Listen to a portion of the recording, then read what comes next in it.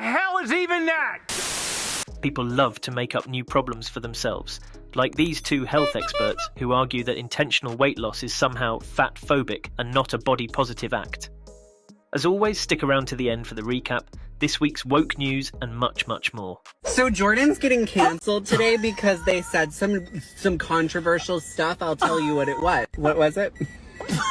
I said that intentional weight loss is not a body positive act. And he's right. It's not a body positive act. Body positivity got really white and thin washed, and that's a conversation for another day, but just here to tell you the pursuit of intentional weight loss is not aligned with fat liberation, which is the radical version of body positivity you're all looking for. Thoughts? So true. Now, I'd argue that living longer and functioning without assistive medical devices is a body positive act. And shaming people for trying to better themselves is just making up problems that don't exist. Much like our next clip, which shows another example of making up problems without any real evidence to back it up. What do you have to say for the happy trans community? You said that people need this stuff so they can live happier lives, and potentially it'd be life-saving, you said even.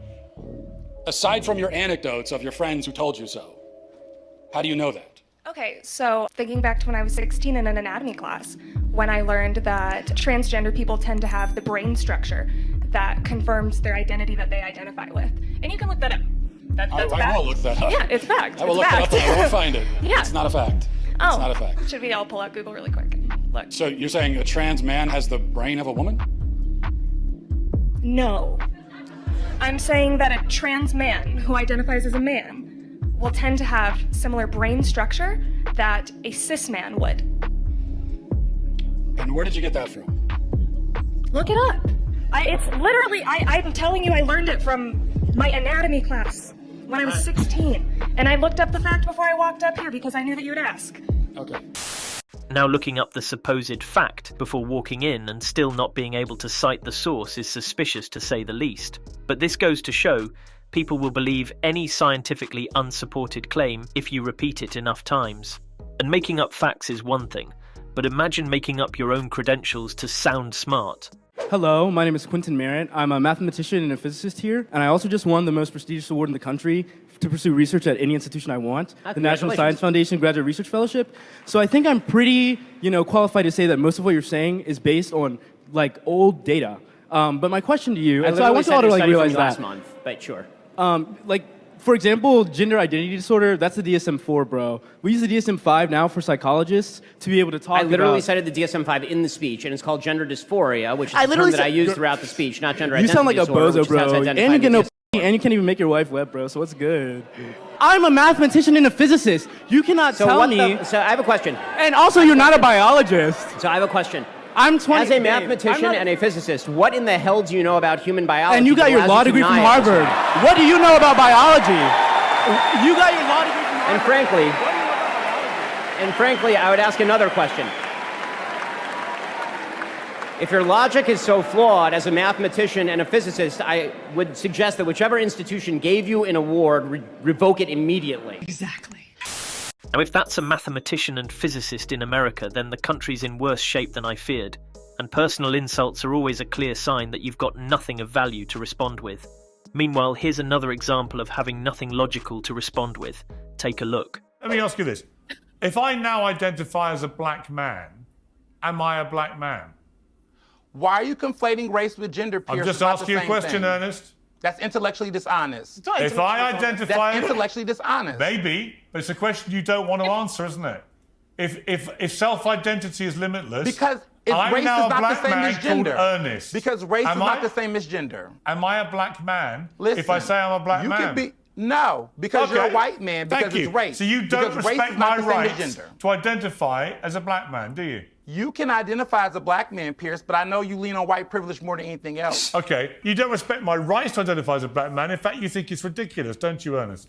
You could, Pierce, you could if you wanted to. And the reality is that in society, a white man like you can identify as black and not be harmed in the same way that a transgender person would. Would you respect me and refer to me as a black man, yes or no? No. Thank you, Ernest. You make the rules up as you go. Now it's ironic because race is actually a spectrum unlike gender.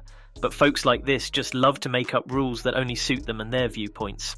But speaking of race and gender, our next clip features a woman who seems to suffer serious confusion towards both. Now, our next guest, are you hot? You all right? Yeah, fine. Good, good.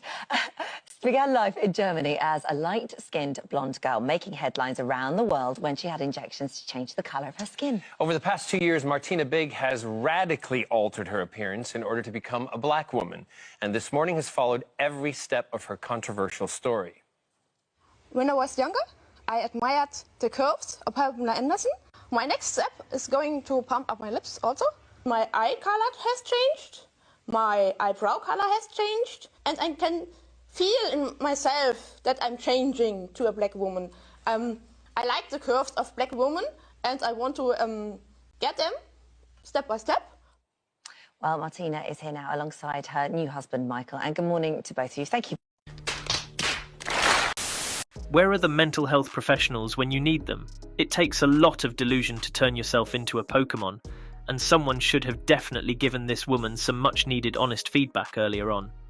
Next up, here's a good example of constructive feedback that would serve a lot of these folks well. Standing here now, a biological male wearing a dress with a pair of leggings, do you sincerely believe that I should be subject to punitive justice on the basis of what I'm wearing? I would encourage you to behave as a man, is what I would do, because you are a man, and I don't know how exactly you came to the point where you think you're a woman or very much would like to be a woman, but you aren't. And I don't think anyone who is affirming your delusion is helping. I think they're lying to you, and I think it's very disrespectful, and I think it will not lead to your flourishing. I think it will only immiserate you. You might hate me for telling you the truth, but I think the truth will set you free. Furthermore, your masquerading as a woman does infringe on the legitimate rights of other people, the rights of women to have their own bathrooms, the rights of women to have their own sports leagues. That is not something that you have a right to do, no matter how sincerely you believe the fantasy that you're a woman. Now I commend both parties here for actually having a respectful conversation, which is rare these days amidst all the screaming and hollering we usually see. All this man needed was some proper guidance. Unfortunately, some folks are almost definitely beyond saving. See if you can sit through this next one without rolling your eyes. LA City Council members Hugo Soto Martinez and Nithya Raman were on hand today to help remove the signs. They say the no cruising and no U-turn signs were put up in the 1990s to prevent people in the gay community from meeting up with other gay people. I was also surprised that these U-turn signs were still up. And at first, they seem a little... oh, okay, it's just a no U-turn sign. But when you learn the history of it and you realize that these were used to profile gay people, it's so important that we have these removed.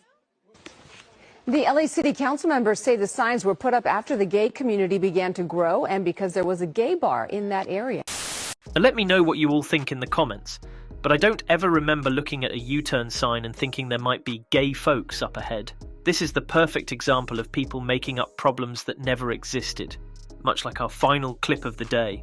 Here's a man whose biggest problem is whether to celebrate Mother's Day or Father's Day. Take a watch. There's 2 different days in the year that I question. There's Mother's Day and there's Father's Day. Yeah. As a trans person, as a trans woman, which one do I celebrate? What a predicament. Father's Day rolled around. I don't feel like a father. Mother's Day's tomorrow. I feel like a mom. You're not, though. Who celebrates me? It's not a situation of pity me or anything. Oh, of course not. I just genuinely want to know, is there other people out there that you don't know which one you fall under? Are you a mom? Are you a dad? I can see how that could be confusing. Why can't we just have a Parents' Day? Like, you're a parent, that's worth celebrating. Why does it have to be one or the other? Is he serious? It actually bothers me a lot. I didn't think about that till today, and I don't know.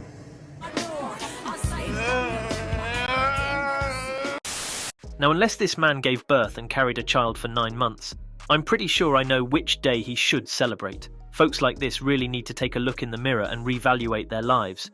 Otherwise, the only thing they should be celebrating is April 1st. Before we wrap up, there's one piece of news that sums up a lot of the problems we're facing in today's world. So in February, the Canadian government tabled Bill C-63, which is the country's first online content moderation act. In a nutshell, the bill's meant to reduce harmful content online or make it inaccessible to people, which at first glance seems like a good idea. But to achieve this, there are some very concerning things written in the fine print. Here's a quick summary for you.